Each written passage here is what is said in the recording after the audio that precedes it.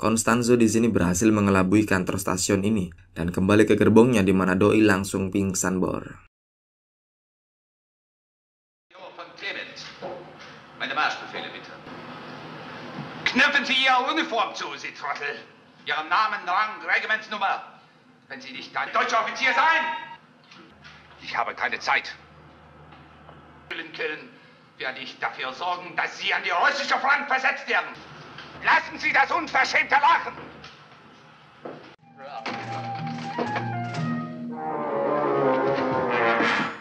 Malum, Constanzo ini termasuk perwira pendeta yang berhati lembut. Pemberhentian selanjutnya ialah Bologna, di mana setelah Bologna datang Verona. Di Verona inilah ancaman sebenarnya bersemayam. Melihat ini, Ryan berusaha memalsukan dokumen untuk mengalihkan laju kereta agar bisa belok ke kota Milan.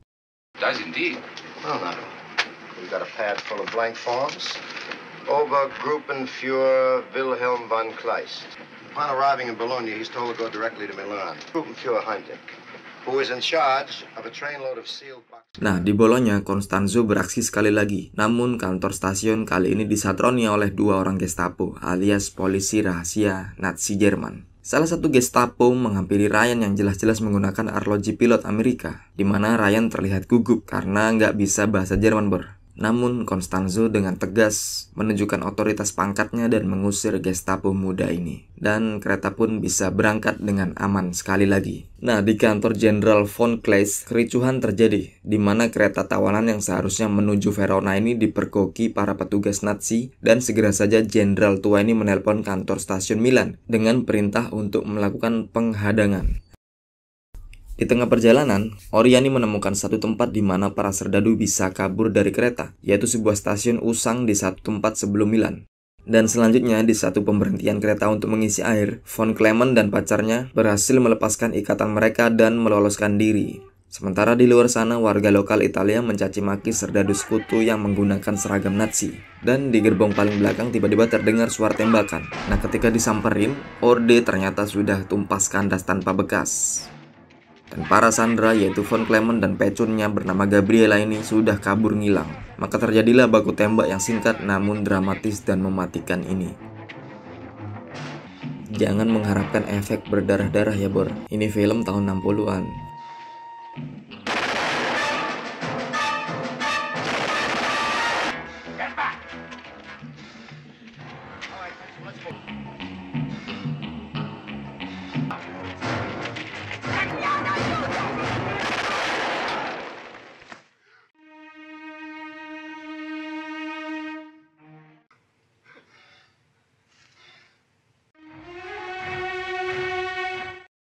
Di malam harinya, tibalah kereta ini di sebuah tempat sesuai rencana di mana mereka akan turun dan berpencar melarikan diri, sampai tiba-tiba serangan artileri menghantam daerah sekitar.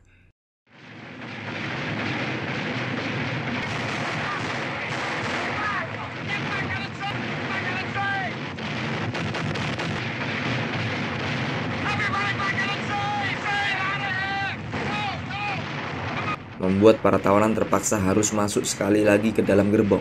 Dan jalur kereta malam ini menjadi arena artileri yang mematikan. Api dan ledakan terjadi di berbagai sudut, ditambah bangunan-bangunan terbakar hebat, bagaikan api Kaisar Nero membakar kota Roma di masa kuno. Bahkan api pun akhirnya menyambar beberapa gerbong kereta, membuat tentara yang berada di dalam terpanggang seperti pepes ayam tumpengan. Nah, kebakaran gerbong ini sekali lagi membuat kereta berhenti untuk menyelamatkan para serdadu yang terjebak di dalam. Di saat bencana ini, masinis mengajukan ide yang gila namun brilian untuk mengarahkan kereta menuju ke Swiss, negara yang netral dan nggak ikutan perang dunia, Ber. Dan Oriani mengungkapkan jika ada cara untuk membuat kereta mereka bisa lolos deteksi Nazi, yaitu dengan merusak peralatan sinyal kereta. Singkat kata, masinis ini berhasil membawa kereta ke sebuah kantor sinyal kereta api. Di sana, Vincent dan Ryan menghancurkan peralatan pengatur lajur dan sinyal kereta, lalu mengganti lajur kereta untuk melewati satu rel tua yang akan membawa mereka ke Swiss. Hari semakin larut dan kini stasiun di Milan bersiap menyambut mereka, komplit dengan barikade, kantong pasir, dan senapan mesin, serta barisan serdadu Nazi yang lagi pada standby. Namun, sontil sekali saat komandan di sana mengetahui kalau pihaknya sudah dikadali oleh tentara sekutu. Doi memutuskan untuk meminta bantuan Luftwaffe, yaitu Angkatan Udara Nazi Jerman. dan memberangkatkan satu kereta full Nazi. Jadi kejar-kejaran pakai kereta nih bor, sangar banget. Hari menjadi pagi dan di langit perbatasan Italia dan Swiss tampak pesawat Messerschmitt Bf 109, pesawat tempur kebanggaan Nazi Jerman, melayang mengangkangi pegunungan dan berhasil menemukan kereta Ryan di bawah mereka.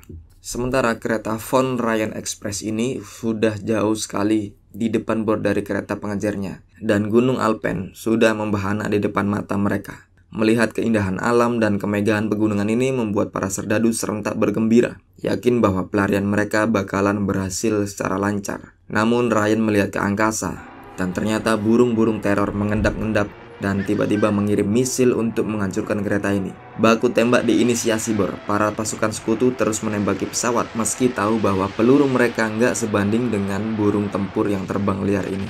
Satu pilot Jerman secara cerdik mengintai jalur kereta di depan dan dengan seksama menembakkan misilnya ke arah pegunungan, membuat bebatuan kandas longsor ugal-ugalan sekaligus membuntu rel kereta. Harapan kabur makin tipis, memaksa masinis menghentikan kereta api, dan 400 serdadu keluar gerbong, melihat perjalanan gak mungkin bisa diteruskan. Sementara teror beruap dari belakang terus mengejar dengan gerbong penuh pasukan Nazi. Ryan berusaha mengarahkan pasukan untuk kabur dengan melewati jalan kecil menembus gunung bor. Tapi ini mustahil sebab Messerschmitt masih menghantui di balik awan.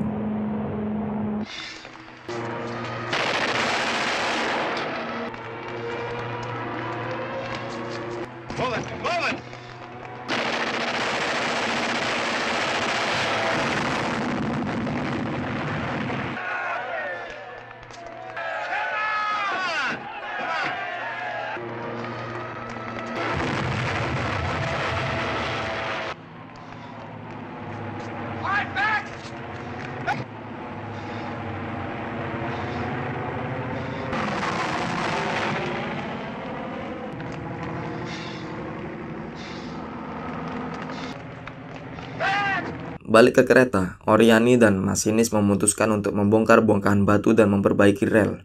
Dan langsung saja para pasukan yang sudah membawa senjata standby di bagian belakang kereta, berjaga-jaga akan datangnya kereta Nazi.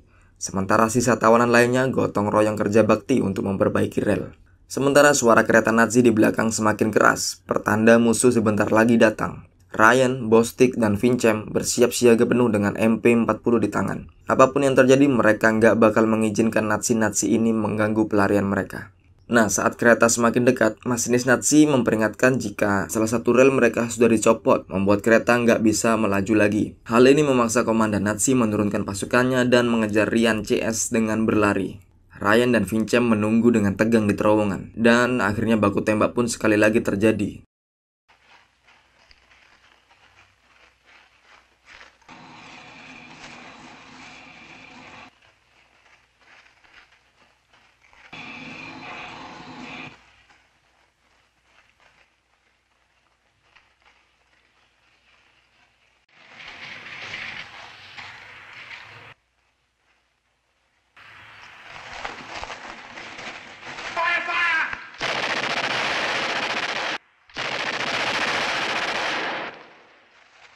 Nazi sekompi ini berhasil disergap dalam terowongan. Puluhan dari mereka langsung koit sekaligus, dan Vincem memerintahkan mereka untuk mundur mempersiapkan sergapan sekali lagi.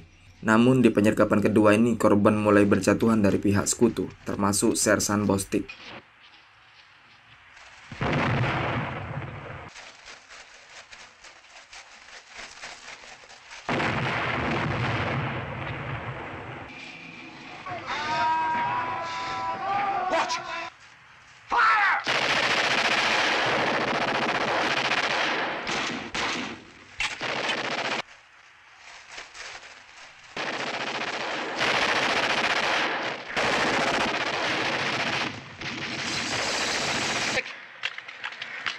Come with me.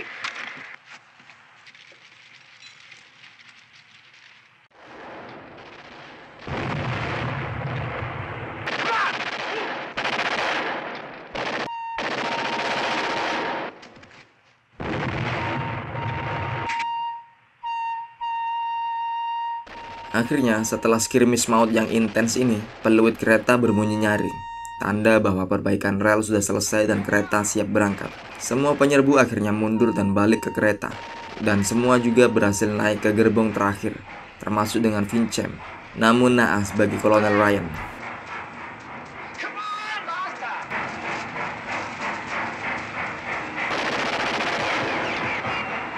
If only one gets out, it's a victory.